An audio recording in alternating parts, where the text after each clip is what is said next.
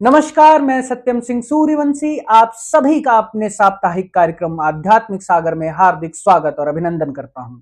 आज का विषय है शिव साहित्य और शिव मंदिर का सत्य।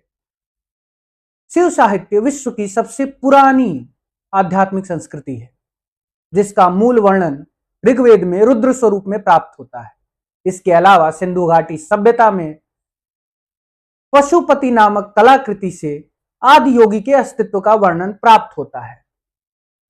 विश्व के सभी धर्मों और सभी संस्कृतियों में आदि योगी महादेव शंकर और देवी पार्वती को भिन्न भिन्न नामों से बुलाया जाता है। इस्लामिक और अन्य संस्कृतियों में उन्हें आदम और हव्वा के स्वरूप में बुलाया जाता है। ईसाई संस्कृति में उन्हें एडम और ईव के नाम से बुलाया जाता है। एडम के और महादेव शंकर जो तीनों एक ही हैं, उनकी प्रथम पत्नी के स्वरूप में आदि सती को लिलित नाम से पुकारा जाता है। इन कथाओं का मूल उद्देश्य हर जगह हर संस्कृति में जीव निर्माण के सत्य को समझाना है। जीवन का निर्माण किस प्रकार प्रारंभ हुआ था, जीव का सत्य क्या है और सृष्टि के निर्माण का आधार क्या है। लेकिन सभी संस्कृतियों और सभी धर्मों के कथावाचक और नैरेटर सिर्फ और सिर्फ कथा सुनाते हैं, कथाओं के मूल सत्य को समझाने का प्रयास नहीं करते हैं अथवा कथा को समझाने में असमर्थ हैं, उसके मूल सत्य को समझाने में पूर्ण रूप से असमर्थ हैं, क्योंकि वह स्वयं में जागृत नहीं है, स्वयं में आध्यात्मिक रूप से जागृत नहीं है। अगर वह स्वयं में आध्यात्मिक रूप से जागृत होंगे तो वो स्वयं जीवन के सत्य को समझ पाएंगे, ईश्वर के सत्य को समझ पाएंगे। अब जब ईश्वर के सत्य को समझ जाएंगे, स्वयं के जीवन का सत्य समझ जाएंगे, तो कथाओं के सत्य को समझना आसान हो जाएगा। इसीलिए कहा जाता है जो स्वयं को नहीं समझ सकता है वो विश्व को क्या देगा। लेकिन आप सभी को यहाँ शिव साहित्य के मूल सत्य को समझने का अवसर प्राप्त हो रहा है। शिव साहित्य में महादेव शंकर और देवी पार्वती की कथा का निर्माण किया गया है। इन कथाओं के माध्यम से शिव और शक्ति के सत्य को समझाया गया है। शिव शक्ति एक ईश्वर पिता परमेश्वर के स्वरूप में शिव और प्रकृति के स्वरूप में शक्ति को प्रतिष्ठित किया गया है। इसके अलावा महादेव शंकर और देवी पार्वती एक महादेवी और महापुरुष थे, मनुष्य थे। इन दोनों ने मिलकर शिव शक्ति के सिद्धांत को प्रतिष्ठित किया है। वो दोनों ईश्वर और शक्ति नहीं है, लेकिन उन्हें यह उपाधि दिया गया क्योंकि कथाओं के आधार पर सत्य को पिरोया जा सके। यह भारतीय संस्कृति की अद्भुत कला है कि शिव शक्ति के साहित्य को समझाने के लिए वेद व्यास कृष्ण द्वैपायन ने कथाओं का संकलन किया और कथाओं के माध्यम से शिव शक्ति के सिद्धांत को प्रतिष्ठित किया, जो हमें शिव पुराण इत्यादि से प्राप्त होते हैं। इसके अलावा कथा के माध्यम से हमें एडम और ईव के द्वारा भी जीव निर्माण के सत्य को समझने को प्राप्त होता है कि किस प्रकार एडम ने अपनी हड्डी से ईव का निर्माण किया। एडम की प्रथम पत्नी लिलित थी। इसी प्रकार महादेव शंकर की प्रथम पत्नी आदिशक्ति थी और दूसरी पत्नी देवी पार्वती थी। देवी पार्वती को महादेव शंकर ने तपस्या करने की शिक्षा दी, ज्ञान दिया और उन्हें योगिनी स्वरूप प्रदान किया। यही योगिनी स्वरूप प्रदान करना ईसाई संस्कृति में जाकर हड्डी से ईव का निर्माण करना बन गया। कथा वही है, कथा का मूल वही है, कथा का संदेश एक ही है, लेकिन कथा बदल गई है। अर्थात कथा एक संदेश देने का प्रयास कर रही है कि हम जीव क्यों हैं, यह सृष्टि का निर्माण किस प्रकार हुआ है। और इसी को समझने के लिए हमें शिव और शंकर के भेद को समझना होगा। महादेव शंकर एक पुरुष थे, महापुरुष थे, आदियोगी थे, एक मनुष्य थे, और देवी पार्वती एक मनुष्य थी, नारी थी। लेकिन उन्होंने शिव की उपाधि और शक्ति की उपाधि प्राप्त किया क्योंकि उन्होंने शिवत्व को धारण किया, उन्होंने अपने अंदर शक्ति प्रकृति को जागृत किया। और यह कैसे संभव है? यह संभव है अगर हम शिवलिंग की अभिव्यक्ति को समझते हैं। शिव मंदिर आज मंदिर के स्वरूप में प्रतिष्ठित हो चुका है, लेकिन कालांतर में शिवलिंग के लिए मंदिर की कोई आवश्यकता नहीं थी। शिवलिंग कहीं भी स्थापित खुले आसमान के नीचे किया जा सकता है और उसके लिए मंदिर की कोई आवश्यकता नहीं है। मंदिर निर्माण की प्रक्रिया बहुत बाद में प्रारंभ हुई है।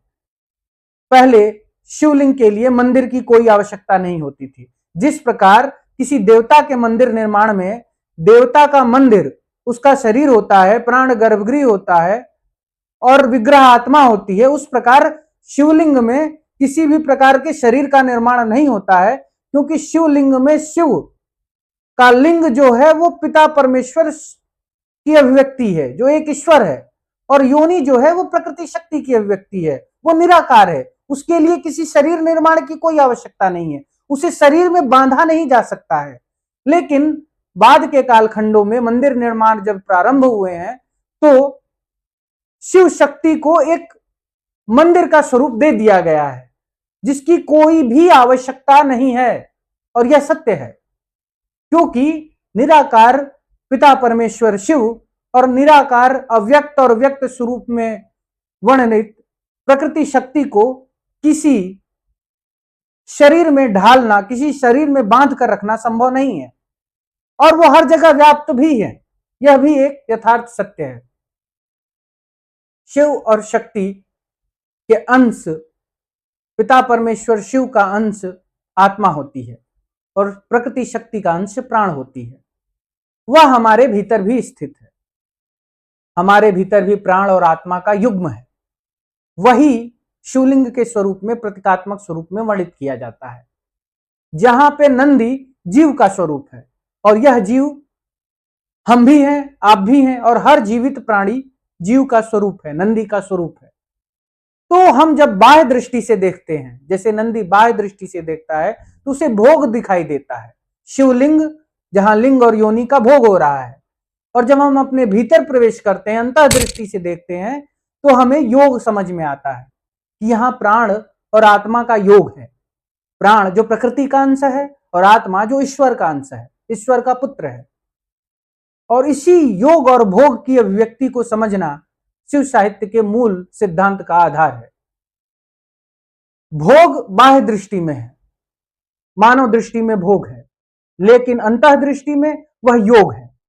और यही योग अर्धनारीश्वर स्वरूप में भी समझाया गया है, जहां महादेव शंकर के आधे शरीर और आधी देवी पार्वती के शरीर को जोड़कर योग को समझाने का प्रयास किया गया है कि यह योग पुरुष और प्रकृति का योग है। एक ईश्वर पिता परमेश्वर और प्रकृति शक्ति का योग है, जो सृष्टि के निर्माण का आधार है, सृष्टि के जीवन का आधार है। और उनके अंश प्राण और आत्मा के योग से हमारे भीतर जीवन संभव है। इसीलिए बाहर की तरफ अगर हम जल चढ़ाते हैं, मंदिरों में दूध चढ़ाते हैं, फल फूल चढ़ाते हैं, शिव शक्ति को अर्पित करते हैं, उनके अंश को भी अगर कुछ अर्पित करना है तो अपने भीतर प्राण और आत्मा को आप देख सकते हैं। उन दोनों का योग भी शिवलिंग का यथार्थ अभिव्यक्ति है। भीतर भी शिवलिंग हमारे है, वह हमारे जीवन का कारण है। और जो बाहर शिवलिंग का स्वरूप है वो संपूर्ण सृष्टि के जीवन का आधार है, सृजन और विध्वंस का आधार है। और यही यथार्थ सत्य है, यही मंदिर निर्माण का सत्य है, यही शिव मंदिर का सत्य है। शिव मंदिर में मंदिर को शिवाला बोला गया है, जहां शिव पाए जाते हैं। यह बहुत बाद की संस्कृति में मंदिर निर्माण प्रारंभ हुआ है, लेकिन बहुत सारे स्थानों पर मंदिर ना होते हुए भी शिवलिंग का निर्माण कर दिया जाता है, क्योंकि शिवलिंग को बिना मंदिर के भी पूजना संभव है। लेकिन अगर किसी देवता का मंदिर पर पूजा करना है तो उसके लिए मंदिर निर्माण करना अत्यंत आवश्यक हो जाता है, क्योंकि बिना मंदिर के किसी देवता को आप शरीर नहीं प्रदान कर पाएंगे, बिना गर्भगृह के उसको प्राण नहीं प्रदान कर पाएंगे, प्राण स्थापना नहीं कर पाएंगे, और बिना विग्रह के उसके आत्म स्वरूप को प्रतिष्ठित करके आप पूजा नहीं कर पाएंगे। लेकिन शिव मंदिर में ऐसा नहीं है, शिवाला में ऐसा नहीं है। आप बिना मंदिर के भी केवल शिवलिंग की पूजा कर सकते हैं। क्यों? क्योंकि शिवलिंग में शिव का लिंग पिता परमेश्वर पुरुष का स्वरूप है, एक ईश्वर का स्वरूप है, और योनि प्रकृति शक्ति का स्वरूप है। और उसी का अंश, शिवलिंग का अंश आत्मा हमारे भीतर स्थित है और प्रकृति शक्ति का अंश प्राण हमारे भीतर दोनों युग्म करके शिवलिंग का निर्माण कर रहे हैं, जो हमारे जीवन का कारण है। यह जीव के जीवन का आधार है। हमारे जीवन का मूल आधार भी शिवलिंग है। जब हम अपने भीतर के प्राण और आत्मा को जागृत कर लेते हैं, अपने भीतर शिवलिंग को जागृत कर लेते हैं, हमारे भीतर प्राण के स्वरूप में योनि और आत्मा के स्वरूप में लिंग दोनों के युग्म को जागृत करके जागृत शिवलिंग बना देते हैं, तो हमारी आत्मा पिता परमेश्वर एक ईश्वर शिव से जुड़ जाती है और हमारा प्राण जागृत होकर प्रकृति शक्ति से जुड़ जाती है। और जब दोनों जुड़कर एकात्म हो जाते हैं तो हमारे अंदर शिवलिंग जागृत हो जाता है और उस स्वरूप में हम शिवत्व का स्वरूप प्राप्त कर लेते हैं। और इसी शिवत्व के स्वरूप को प्राप्त करने वाला व्यक्ति शिव की उपाधि प्रदान किया जाता है। इसीलिए महादेव शंकर को शिव कहा गया है और देवी पार्वती को शक्ति कहा गया है, क्योंकि उनके अंदर भी शिवलिंग जागृत हुआ था। लेकिन नारी में प्राण प्रधान होता है और पुरुष आत्मा प्रधान होता है, इसीलिए पुरुष को शिव स्वरूप माना गया है और स्त्री को शक्ति स्वरूप माना गया है। अगर हम कालांतर में देखें तो यीशु मसीह ने भी ऐसा ही कुछ किया था। उन्होंने भी स्वयं के भीतर शिवलिंग को जागृत किया था, अपने आत्मा को जागृत किया था, अपने प्राण को जागृत किया था। जब उनका प्राण जागृत हुआ तो वो प्रकृति शक्ति से एकात्म हो गया और जब उनकी आत्मा जागृत हुई तो वो पिता परमेश्वर से एकात्म हो गई। उन्होंने स्वयं की आत्मा को पुत्र कहा और पिता परमेश्वर को पिता कहा, जो शिव है। शिव को पिता कहा, अपनी आत्मा को पुत्र कहा और उन्होंने अपने प्राण को, जो प्रकृति शक्ति से एकात्म हो गई थी, उस प्रकृति शक्ति को पवित्र आत्मा के स्वरूप में स्थापित किया है। अर्थात ईसाई सिद्धांत भी शिव साहित्य का मूल व्याख्या है, जो अत्यंत सरल भाषा में समझाया गया है। यीशु मसीह ने अत्यंत सरल भाषा में शिव साहित्य को समझाया और सबसे साधारण व्याख्या, सबसे सरल व्याख्या यीशु मसीह की व्याख्या है, जो शिव साहित्य को समझने के लिए बहुत ही सरल, क्योंकि यीशु मसीह भी शिव साहित्य के ही एक शैव अनुयायी थे और वो कश्मीर, कश्यप भूमि कश्मीर की यात्रा किए थे, वहां से शिक्षा ग्रहण किए थे। कश्यप भूमि से उन्होंने शिव साहित्य को समझा और उसी शिव साहित्य को जाकर समझाया था। यही शिव साहित्य और शिव मंदिर का वास्तविक सत्य है। आज का विषय यहीं समाप्त होता है। नमस्कार।